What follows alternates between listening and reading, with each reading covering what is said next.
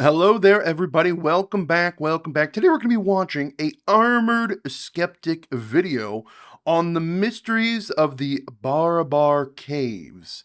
Did I say that right? Let me know down below. Anyways, lost ancient technology, question mark, possibly. I am a firm believer that our ancestors were a lot more skilled craftsmen than we give them credit for, and they were able to achieve some things that we're not even able to achieve now. Now, am I saying that they're more advanced technology-wise than us? No, I'm just saying that their skill has been somewhat lost or is diminished in the history. Anyways, the Barabar Caves, I believe, are a group of caves in what is Bahar? Is it in Bahar right now, or is it in Jharkhand? I can't quite.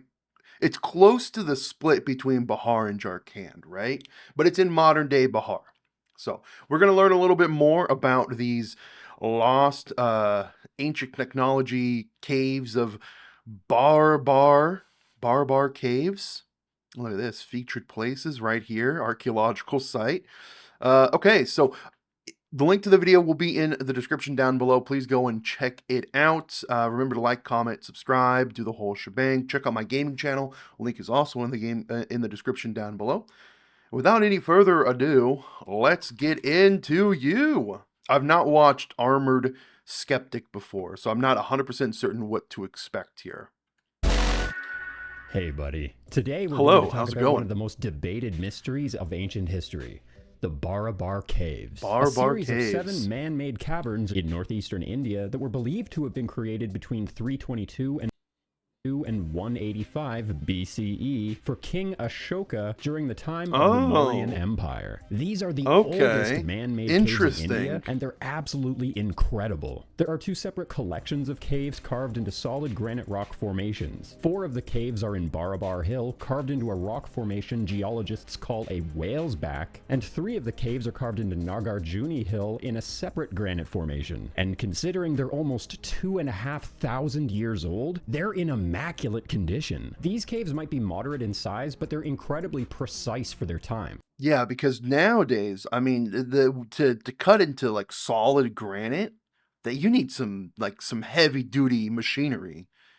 And to make a living space inside of this solid granite, like look at this. That's wild. Now I'm assuming this was probably was it carved for like religious purposes? I'm not 100% certain, but I mean you can even from like this blurry image here, you can see just how clean the cut was. And they're basically unmatched by anything like them in the ancient world. Using sound and laser measuring devices, in some of these chambers we find perfectly vertical walls in some places, perfectly straight lines in some places, and fairly impressive symmetry all around. The most amazing features are the polished walls, ceilings, and floors. Some of them have a very reflective, nearly glass-like finish. What is this? Some like video game ray tracing? What is going on? What? From stone? From granite? To them. They're basically like mirrors. I understand why so many people consider these caves to be mysterious. There's nothing that we can compare them to that's exactly like them on Earth. There are a lot of questions about these caves, and the alternative history Are they just open like that? Anyone can go in? Community argues that it would have been impossible for the people of their time to create them. There are some confusing inconsistencies around these caves, and it's not exactly explicitly clear who built them or why. However, we're not dealing with the same level of mystery that we get from places like ancient Egypt. We're not dealing with the same level of impossibility we are from ancient Bronze Age structures. The reason that we're skeptical that the ancient Egyptians carved granite so efficiently, for example, is because the Egyptians should have only have had access to copper tools and diorite implements, which should have made precision extremely difficult. So perfectly symmetrical statues and perfectly polished granite blocks are a bit of an enigma. But this isn't the case with the Barabar Caves. The Barabar Caves were built after the Iron Age, closer to the early Classical era. Based on what we know about granite stonework today, Still, 2,500 years ago, 2,000 years ago, I mean, even still, the technology was still more limited, at least for our perception of it. and the technology that was available to the Mauryan Empire at the time, I think that it would have been more than possible for the people of the 1st and 2nd century to be able to carve these caves out. In fact, there are even more impressive structures in India that are much larger and even more complex than these. That is true. There's a lot of just these little hidden gems. I will say most of the people in the Western world probably don't know about the intricacies, whatever that word is. They don't know how amazing some of these structures can be. I've taken a glance at them, through my years of covering Indian topics, and I will admit, yeah, some of these places are absolutely stunning to look at. These caves. So why is there so much skepticism about the official story behind these caves? I don't know. Oh, that was just the intro. Oh my god. We still got a whole video to go through. Alternative history enthusiasts will try to tell you that these caves are perfect and that they had to have been built using lost ancient high technology. However, there are quite a few flaws in these structures. The walls are mostly flat and level in most of these caves. However, they're not as perfect as alternative history enthusiasts will try to argue. There's curves and warping on many of the surfaces, as well as the occasional bulge and divot. The sound and laser scans reveal imprecision in the overall consistency. Nothing is I noticed that exactly right away when he first did the little flash up of the scans. Straight or symmetrical. Some of the features are nearly perfect, but the bro has some fuzzy pillows. Sorry. Overall construction is not actually that perfect and precise. There was a documentary called BAM, where a group of researchers visited Barabar caves, measuring the walls for their flatness, and they tried to argue that the walls are flat within a few microns. But the device that they used to demonstrate this actually only measures the smoothness of a surface, not the flatness. In fact, we can actually tell that the walls are not perfectly flat simply by looking at the reflections on the surface. Yes, this is a mirror image we can see on the right, but if this wall were perfectly flat, the mirror image would perfectly match the man on the left. But it does not. The mirror image is warped, and the reflection appears mildly shorter than the man. This is very impressive, I agree, but we have to be honest here. A perfectly flat surface should reflect a perfectly identical image. But what's funny though is that these smoothness tests also completely betrayed their theory that these walls had to have been carved with ancient high technology. The smoothness of the walls varied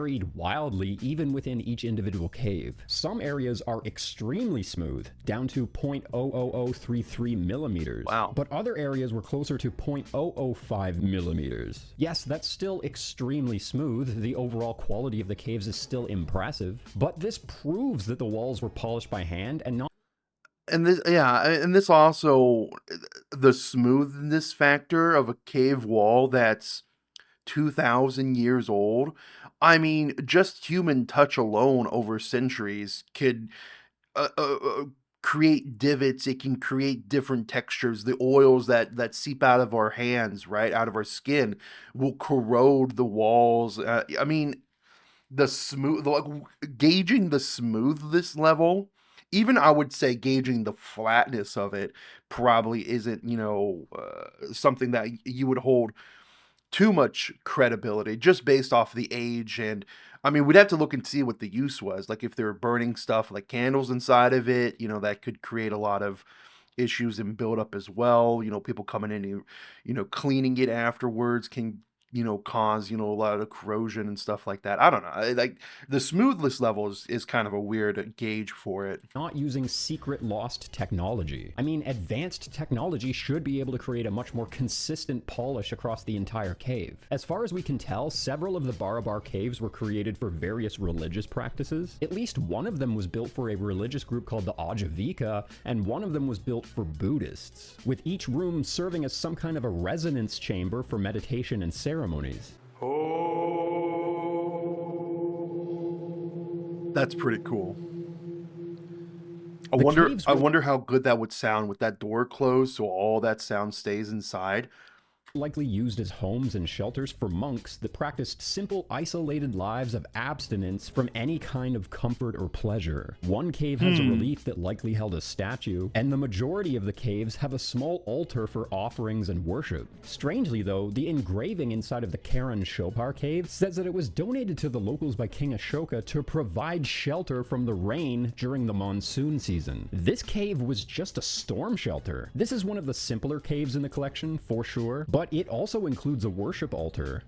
I mean, that's still pretty amazing, right? Like something, even nowadays, like what would it take? I mean, it's got to be a lot of effort to have carved this structure out of pure granite rock, and they used it as a storm shelter. That's pretty cool. Engraving for this cave also includes a hint about Buddhism, but we don't know if that's because it was donated to Buddhists, or if it was just because King Ashoka was a Buddhist himself, which he was. Alternative history enthusiasts are very skeptical about this cave in particular. They argue that it's overbuilt for a simple rain shelter, but you could also argue that that's the point. By building these caves deep into solid stone, they're essentially permanent structures that can't be easily destroyed. They're immune to bad weather and earthquakes, and they can't be destroyed by raiders. And they're also high up on a hill, safe from floods, which is perfect for monsoon shelters. The size of each of the Barabar caves is fairly modest. They range between the size of a bedroom to the size of an apartment. These caverns aren't as ornately decorated as the temples and palaces from ancient India. Some of the caves don't have any art around them at all, and the caves are somewhat isolated. They're not easily accessible. These caves weren't really designed for mass public use. They would have only really served a small group of locals. I believe that the official story for these caves is true, but I also think that they leave us with a lot of questions. If the caves were merely shelters or isolated places of worship, why were they built with this level of precision? Why was it so important for King Ashoka to make these obscure caves this close to perfect? Especially when you consider that at least one of them was donated to members of a completely different religious sect from his own religion. Why were they polished down to display a reflective glass-like shine better than the vast majority of granite structures of their time? Why go through all of this effort to carve out these chambers into solid granite at all, when it would have just been... It's these mysteries that make it so fascinating, get so many people attention to look in on the subject. Easier to stack stones into conventional buildings. And why was the cave that was donated as a rain shelter built to the same quality as the caves that were designed for worship? Why would its walls need to be polished when a rough cut chamber would serve the exact same... Ironically, it's built as a rain shelter, but look, you can see here that the water does seep in still. in purpose. I mean, it would have taken the Masons as much effort to create these caves as it would have been for them to create a full-sized temple or cathedral. With the time and effort that they took to make these caves, they could have made dozens of larger structures instead. What significance could these caves have held that it was worth building them with such precision in such an isolated area? One of the arguments that alternative history enthusiasts will use is that the engravings on the caves don't tell you how the caves were built, and they don't even explicitly explain when they were built or why. The inscriptions for many of the caves merely explain that King Ashoka donated these caves, who he donated them to, What if they were built even before this time? What if they just happened upon them? When he donated them. But just because they were donated at these times doesn't mean that that's when they were built. These inscriptions could have very easily have been added long after the caves were originally constructed. And really, I'll admit that the inscriptions look much more crude than the rest of the structures. They aren't polished the same way as everything else. It looks as if the inscriptions were carved through the polished surface of the wall to reveal the raw, rough stone underneath. The artistic carvings around the caves, like the statues outside or the entrance doorways, have a very specific recessed look, where the entire space around them was carved out to frame the design. But the inscriptions explaining how and why the king donated these caves are just carved directly into the surface of the cave wall, with no recess and no framing. The lettering is very shallow it doesn't in match. comparison, and actually ruins the otherwise perfect precision of the design of the cave walls. Besides the graffiti, these engravings are easily the biggest blemish on the otherwise perfect cave walls. So even though these caves were donated to various parties for various reasons, it is possible that the king merely inherited these caves from an earlier dynasty. But these mysteries are not proof that the Mauryan Empire could not build these caves themselves, as much as the alternative history community would want you to believe. Even though some of the caves only have engravings explaining when they were donated, Other caves, such as the Dasharatha caves, explicitly explain who it was that built them and when. They were built by the Dasharatha people of the 1st and 2nd century BCE, which places them in the exact same time period as the Mauryan Empire, which is really good proof that the Mauryan people also built the other caves. The most interesting unfamiliar caves with are those a set caves. of twin caverns that were built right next to each other. On the side of the Whale's Back Formation is the entrance to the Sudama cave, which might be the most impressive of all the caves in the region. The engravings say that it was donated in 261 BC. When you enter, the hallway leads to the main chamber, which is carved like a half cylinder. On the right side of the main room, you can see a small inlet on the wall that would have likely have held a statue. Then on the left side, there's an entrance to a second chamber within this cave, which is designed like a round dome. Interestingly, the exterior of the second chamber is also rounded and has a curved overhang almost like a mushroom cap, with a lip that hangs down from the ceiling. This part of the cave is completely over-designed. There's no reason to add this level of detail. In my opinion, it was probably designed like this to reflect sound out and away from the domed room, allowing it to be that much more isolated. I think the purpose of the second chamber was likely to create a specific harmonic resonance frequency that you could achieve with singing or chanting. The domed room was likely an ideal place to meditate. When we go back outside and move to the right of the entrance of the Sudama cave, it's fascinating to me that these are it's just straight up open. Like there's nothing here really stopping people from going in. You can just go. You can just visit it. I mean, it seems they even have park benches and stuff. Oh man. See, something like this, I would have imagined like there'd be like a, well, is it like super historically significant? Like, is it like a historical site that, like a touristy site? I guess not really. You don't really see, is that one person there? Cave, we'll find the next cavern called the Lomos Ricci Cave, which is believed to have been created a little bit later. The exterior of the Lomos Ricci Cave is the most impressive of all of the caves. The entrance is inlaid with an intricate, ornate design similar to Buddhist art, which leads to a narrow doorway. The Lomos Ricci Cave is clearly designed to be identical to the Sudama Cave, with a large cylindrical room on one side and a doorway which leads to a second chamber that's shaped like a dome. However, for some reason, it was abandoned before it was completed. There's no inscription on the Lomos Ricci cave at all, so it's impossible to know for sure exactly who built it, when they built it, or why. It was probably built for the same purpose as the Sudama cave, but there's no way of knowing for sure. Maybe it was commissioned by King Ashoka, but then it was abandoned when he passed away, or maybe it was constructed by his son or his grandson. There are several theories. The only inscription that we can find on the Lomos Ricci cave is on the exterior, and it actually comes from a later king who was merely bragging about his connection to the earlier Mauryan dynasty. But that later king doesn't claim to be the one who built the cave. He was just attaching his name to the cave in order to brag. The Lomos Ricci cave completely destroys the ancient lost technology theory or the previous civilization theory, because this cave was left rough and unfinished. And because it's unfinished, it gives us some really good clues as to how the stonework was done during the construction of the other caves. Alternative historians argue that there's no clear explanation as to how the masons of their time were actually able to carve these structures out. But how long do you think this took? Because it looks like they literally just carved it out with tools. This must have taken a serious amount of time. That or a serious amount of labor, or both.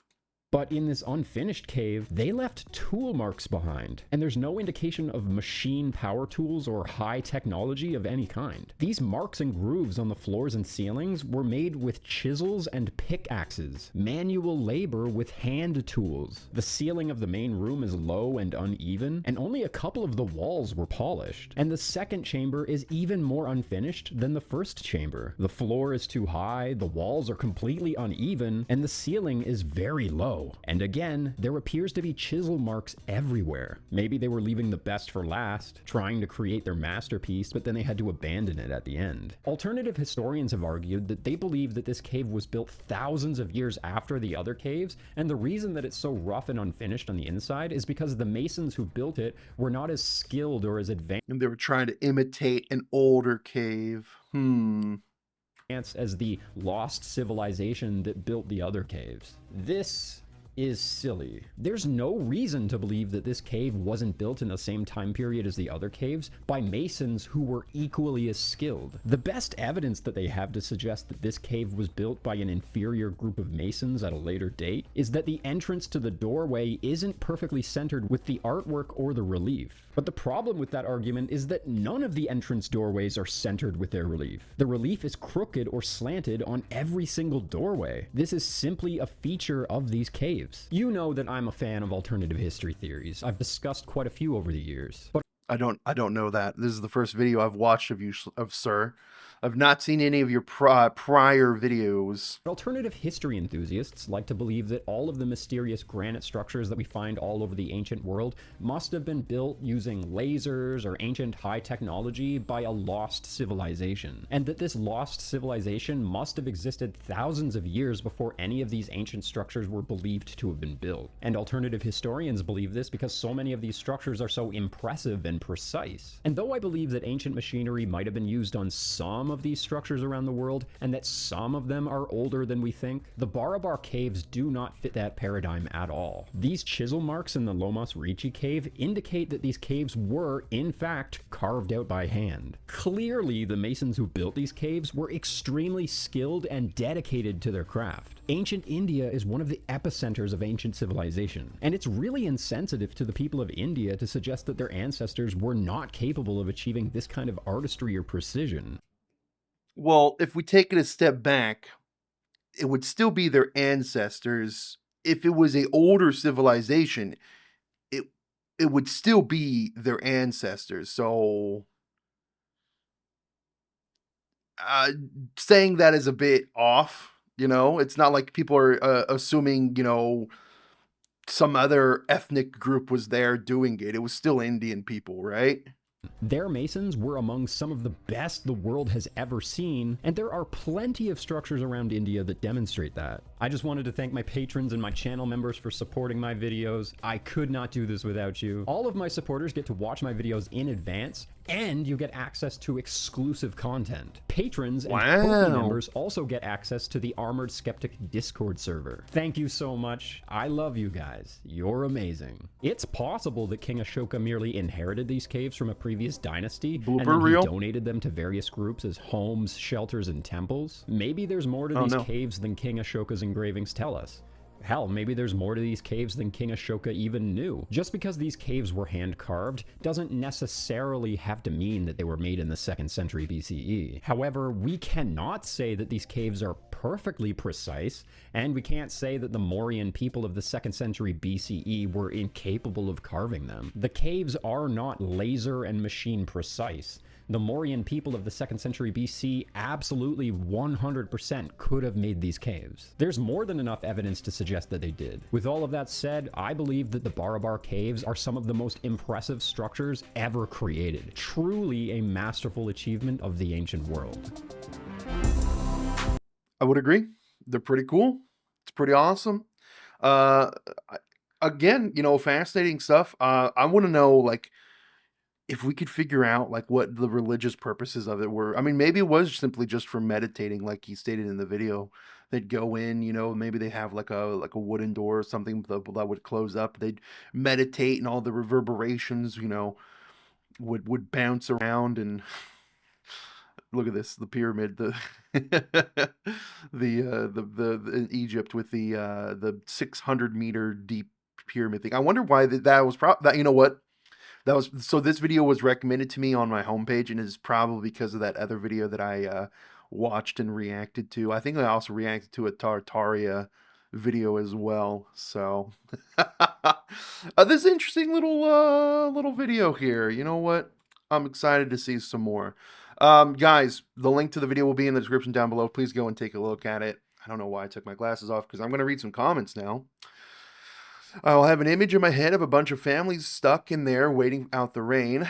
I love the journey this channel has taken. I first started following you when the channel was more in the new atheist anti-religion phase. Oh no. I don't know about that. I don't know. Like, I'm agnostic now. I would say back in my like Reddit brained psyopt phase where I was on Reddit too much, and I was an atheist because I was on Reddit. But I've grown older. I've grown beyond that. I've come to understand that that way of thinking isn't quite right, right? Right? Um which I was looking for at the time. When you started your whole History is a Lie series, I was almost like, what is this? Spirit Science of Light. But I was stuck in because it was interesting, and you still held a stance on general skepticism and honest questioning. Now seeing you present both sides of conventional and alternative history, honestly analyzing the realistic explanation, the channel has definitely evolved over the years, but it certainly kept me interested, and I appreciate all the questions and honest skepticism while covering interesting historical topics. Hmm. Thank you. Really appreciate that. STFU. Okay. Okay. What strikes me about these caves is that isn't that they couldn't have been made by the people who supposedly made them, but that we don't have anything like it anywhere else in the world. True. Like you just don't see that really. We don't create difficult things because they're easy. We do them because we can. You know what I'm saying? Yeah, like where I want to know exactly what they're built for, and you don't see things like this everywhere. So, God forbid, God forbid monks have hobbies. This dude has the best voice on YouTube. True, he's got a pretty good voice. I'm a little jealous. My voice is not as good, is it? Love the way you say, "Hey, buddy." Hey, buddy. How did he say it? How did he say it? Hey, buddy. Hey, buddy. Hey, buddy. Hey, buddy. Just a thought, maybe they were used to judge apprentices' work before being able to call them master masons. I love calling people soft hands when they just don't understand how stonemasons or other trades work. Buddy, you got soft hands, buddy. Buddy, you got soft hands, buddy. Ain't work a day in your life, bud. Dude, this level of precision is not even possible for people of that time, let alone for a rain shelter. I know nothing about these caves, only what I just learned from this video, but you said they were occupied by monks in basically isolation. So I would assume it was possible that these monks themselves could have just smoothed the walls with all the time they would have had. Given enough time, with not much else to do besides meditate and pray, mayhap they did it to pass the time. Maybe, well, maybe like generations of monks just constantly going in and out, and you're meant to be praying and meditating, but you're sitting there bored. Well, the monk before me started, cleaning that, precising that. Well, let me just continue his work and just continue onward from there. I don't know. What else can you do if you're stuck indoors when it's raining? True. Rub the walls. Rub them walls, baby. Don't worry, guys. When you turn into Wally blobs, future historians will proclaim we've never could have made Mount Rushmore, and that the faces were of ancient godlike aliens. Oh. Have you ever worked with stone material? No. I mean, no, not in that sense, anyways. Sound plays a very important role in Hinduism and Buddhism. So, Buddhism. He said Buddhism.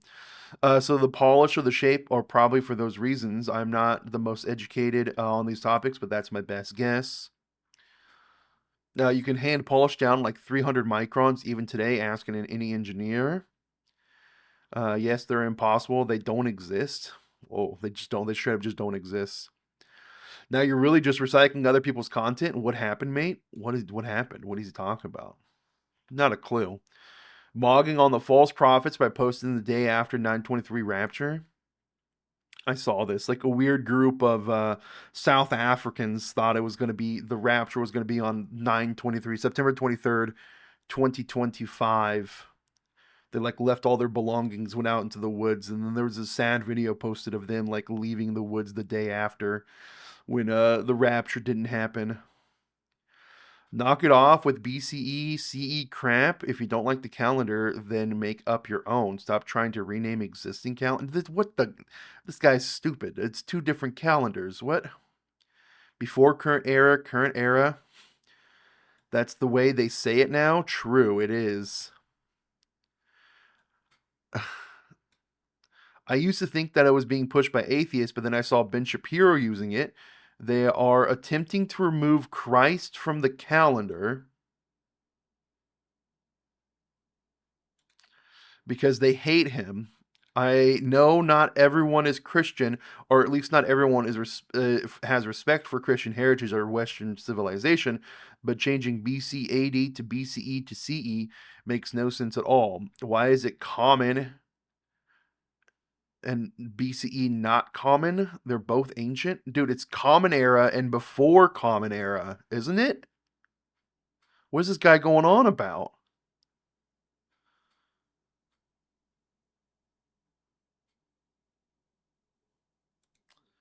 I have a theory. It was made by a group of high functioning medieval autists who got fixated on the task while trying to prove a point or occupy themselves, and actually uses it came later once they had a moment of clarity and asked themselves why the hell they did it. Maybe.